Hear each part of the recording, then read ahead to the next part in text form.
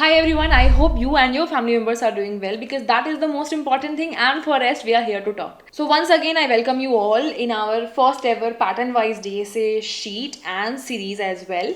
And here is our Rising Brain sheet. If any of you are new to this channel, actually we are continuing the pattern wise DSA sheet series in our YouTube, and we are done with the 2-pointer pattern till now, and we have solved all the questions inside it. Today we are going to start with the sliding window pattern, and today we will learn what is sliding window, and we will do a question on this, which is maximum sum subarray of size k. So here is a problem statement, and it says that we are given an array of integers and a number k, and we have to return the maximum sum of subarray of size k. Okay, so suppose k is 4, so we have to take the subarrays, continuous subarray of 4 length, and we have to return whatever is the maximum summation. So let's come on to the screen. So here is our array given. So we have to find for 4 size all the subarrays, and out of all those subarray summation we have to give the maximum summation. So very first subarray will be 1, 4, 2, 10. Another subarray will start from 4 to 23. Another will start from 2 to 3. Another will from 10 to 1. Another from 23 to 0. Next from 3 to 20. Now can we start from 1? No, we cannot. Why? Because if we'll start from 1, we cannot find 4 such elements. Means we have to stop at 3. And what is the third location?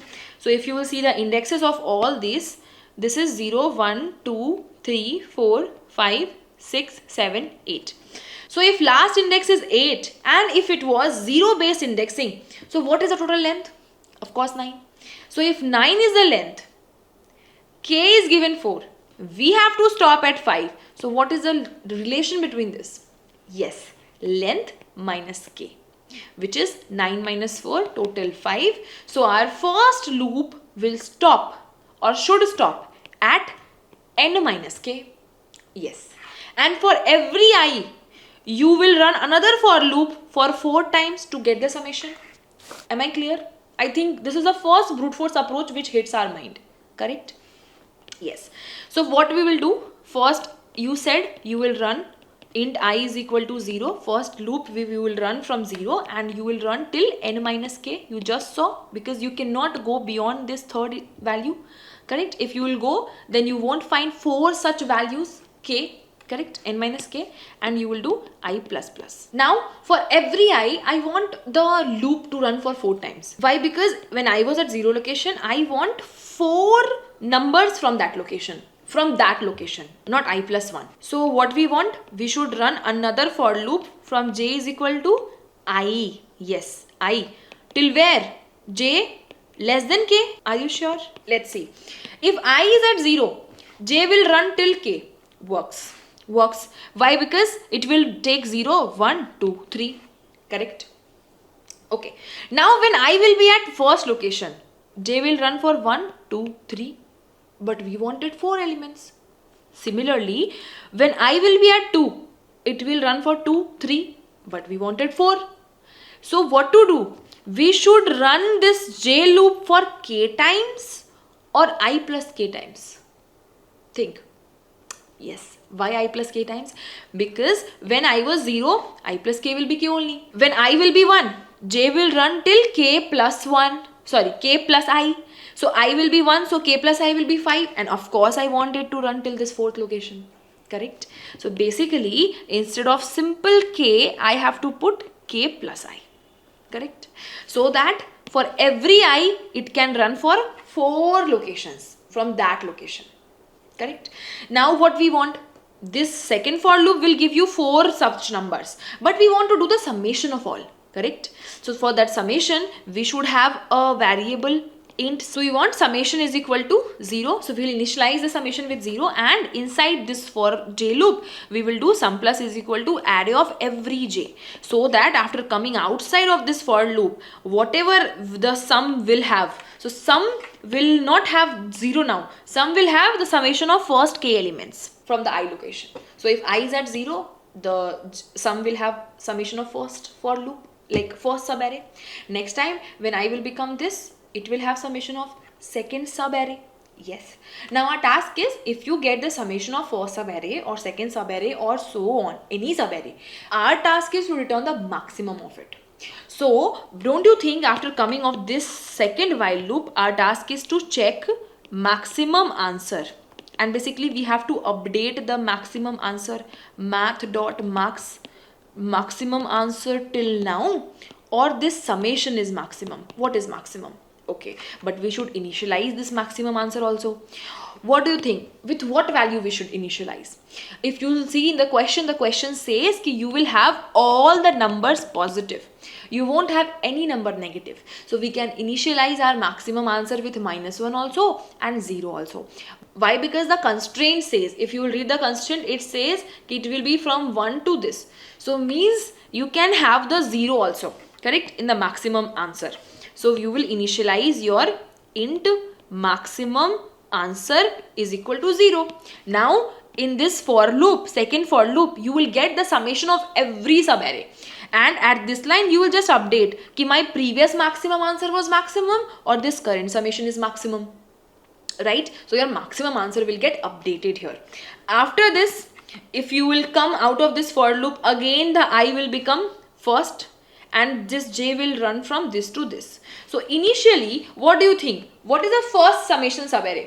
First summation is 0 and this array of j will be added. So summation 0 plus array of j means 0th index value, which is 1. So now summation will become what? 1. Next time this 4 will be added, summation will become 5. Next time 2 will be added, summation will become 7. Next time 10, summation will become 17. So after coming out of this for loop, the summation will be 17 and maximum answer is 0. So for sure our maximum answer will be updated with 17, no doubt.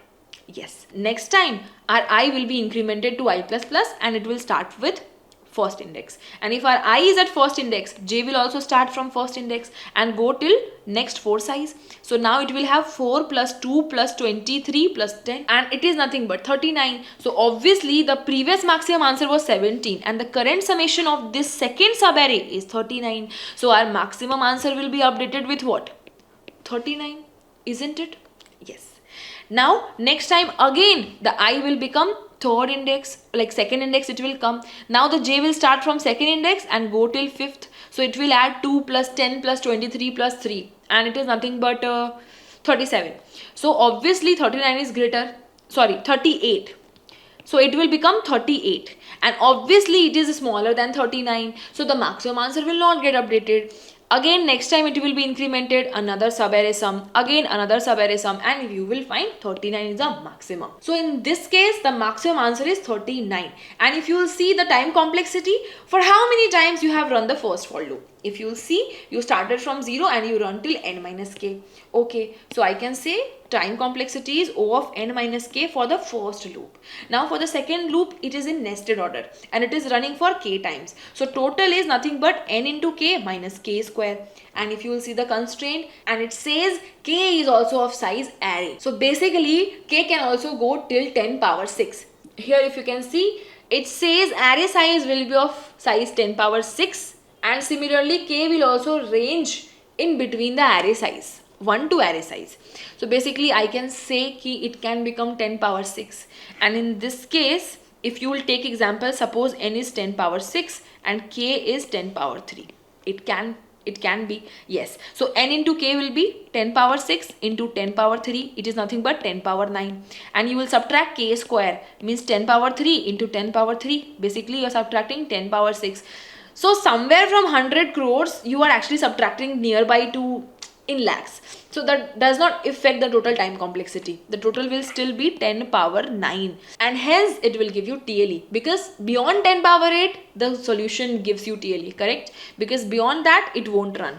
So hence we need to optimize this code, and whenever we talk about optimization in the array, we always think about those 4 patterns which we have discussed in our very first video, and those were nothing but 2 pointers, sliding window, prefix sum and Cut-Dane's algorithm. And if you don't know about any of these patterns, then you can definitely go and check out our very first lecture of the video where we have discussed about different patterns. And now we are continuing the series of questions on every pattern. So here we want the subarray of size 4.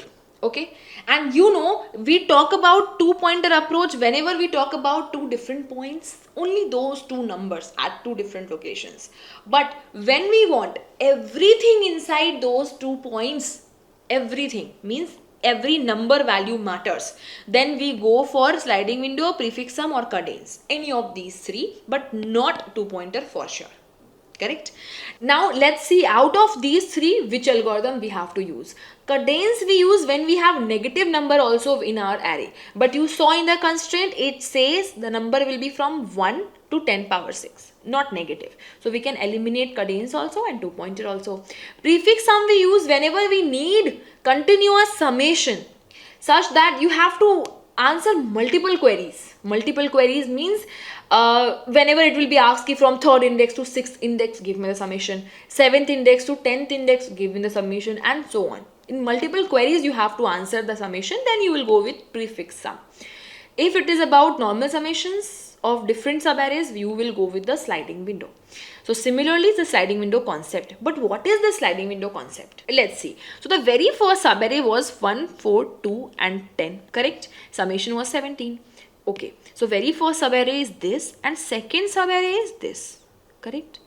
So suppose we have only these two subarrays in our array. So for both of these subarray, you are running, how many times you are running the J loop, like total for loop? You are running 0, 1, 2, 3 for first for loop, and then 1, 2, 3, 4 for second for loop. So elements were only 5, but you ran for 8 times, correct? Yes, you ran for 8 times. Okay, so basically what we saw when we created the first subarray, it was like 1, 4, 2, 10, and when we wrote the second subarray 4, 2, 10 and 23. So we got to know key, if we will add 23 in the first subarray and subtract the previous first leftmost number, then we can get the second subarray only, instead of recalculating the in between numbers. Because anyhow, if you see, the very first subarray is 1, 4, 2, 10, and for every number you have run the for loop to calculate the summation, correct? Again for second also you have run the for loop to calculate the summations. And don't you think in the first subarray and second subarray, 4, 2 and 10, you are recalculating again and again, correct? So sliding window simply says, for the first subarray, calculate the summation, and from next onwards, just add the next number and subtract the leftmost number, and hence you will get this next subarray sum. Similarly, for another next, add the rightmost number and subtract leftmost number, and hence you will get 2, 10, 23 and 3. This is nothing but third subarray.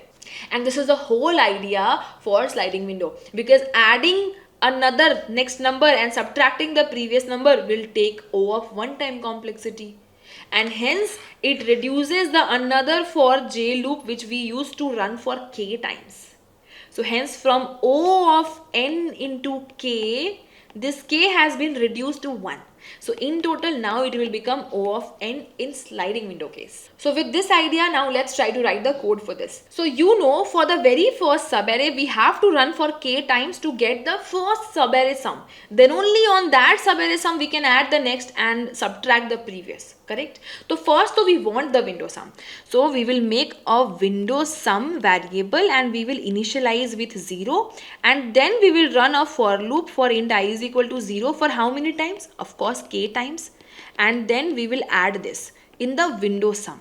So we will say window sum plus is equal to array of I. So after K times, my window sum will have the first subarray summation, correct? Now from second time, I want this number to be added and the previous number to be subtracted. So I can start my for loop from this index, and this is nothing but kth index. If you will see 0, 1, 2, 3, 4. Yes, and 4 is nothing but K. Yes. So can I say I will run another J loop from K and it will go till N for sure and J plus plus. Yes. Now what is my task? My task is to add the next number in my window sum. So I will simply do plus is equal to array of J. I have added this 23. Now my task is to subtract this. Yes. But how will I subtract this? Think. How will I subtract that previous number? Let's see. This is the index. So what is the index for this? 0, 1, 2, 3, 4. Okay. Okay. I wanted my fourth index to be added. So that's why I have written array of j added. Now I want to subtract the 0th index. How can I get to 0th index from j is equal to 4? Hint. Yes, you are thinking right. We will subtract this k with j. So when we will write array of j minus k, we can actually subtract the leftmost number. Yes, we can. So next time our subarray will be 4, 2, 10, 23. Now suppose next time when our j will be this index, 5. So we will do 5 minus k, 4. So we will get 1. Leftmost 1, and that's it. We want to delete or subtract the leftmost one only. So hence with j minus k we can keep a track of removal of the leftmost number here. Okay. Now we are done. So after these two lines we are having the next subarray summation. What we have to do? We have to update in our maximum answer. Correct. So we have to update. So I will simply say max answer is equal to whatever maximum till now or this window sum. So what is the maximum here? Just update it, whatever is the maximum number here. Okay. And after this we can simply return our maximum answer without any doubt.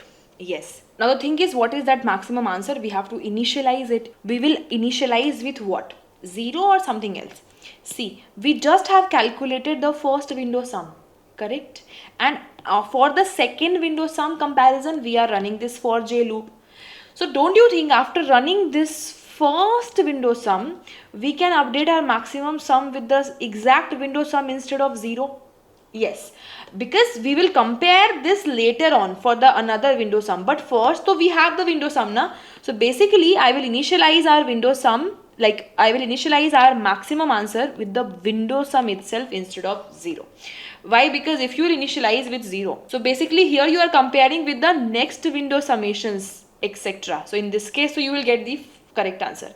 But what if the maximum, suppose this was 50. So in this case, the maximum summation is the very first window, na?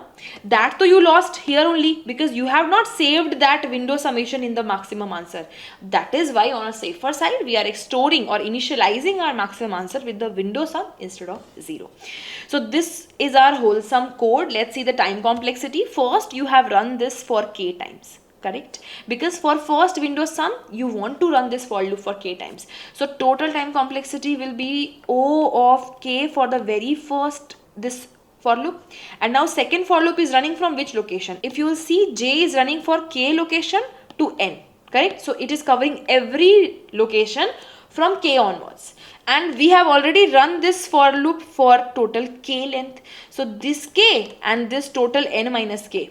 N minus k. So in total k cancels. So O of n is the total time complexity. Basically both for loop together is running for O of n. And hence this is the optimized solution also. So let's solve the same logic in our code editor. So here first we want to calculate the length. So let's calculate the length. So int n is will be nothing but array dot length. Now our task is to initialize the window sum. So window sum will be nothing but 0. Initialize with 0. After this our task is to run for loop for k times. Correct? So int I is equal to 0. I less than k and then I plus plus. We want the for loop to run for k times to get our first window sum. Correct? So we will simply do array of I. After this we can get our window sum. So we can store this or initialize our max answer with the current window sum. Correct? We know the reason. Because it might be possible that the first window sum is the maximum answer. So we will initialize. And now we will run our j loop from k, and this j will run till n minus. And this j will run till n and then j plus plus. Now our task is to get the next window sum. For next window sum, we have to add the current j element of array and we have to subtract the previous element, and previous element will be nothing but at j minus k. correct? Now our task is to update our marks answer. So we have to do math.marks ki which is maximum. The previous one is maximum or the current window sum is maximum. After coming out of this for loop, we can say whatever is the maximum answer, it will be there. Correct? So with the same logic, now, sorry, my bad. Now we can run this. Now we can submit this. So this will be submitted for sure, and so now it is submitted in the Java language, and the time complexity for this will be O of n, and it is the most optimized one.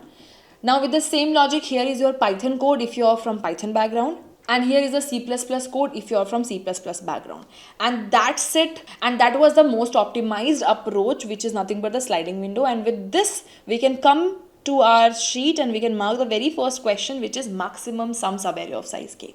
I hope you learned something new from this, and we are following the pattern wise DSA, as you all know. So if you don't have the link to the DSA sheet, I will definitely add in the description below. The problem link you can definitely find from the sheet itself. And if you want to connect with me on other social medias like Instagram, LinkedIn, then definitely you can get the link in the description below. I hope this video was helpful, and if you feel it was helpful, do let me know in the comment section with your likes and subscription, because that matters a lot. And do share with your friends if you feel this series will be helpful for all of them. And that's it for this video. Let's meet in another video with some more interesting questions and topics. Till then, keep learning, take care of yourself and your family.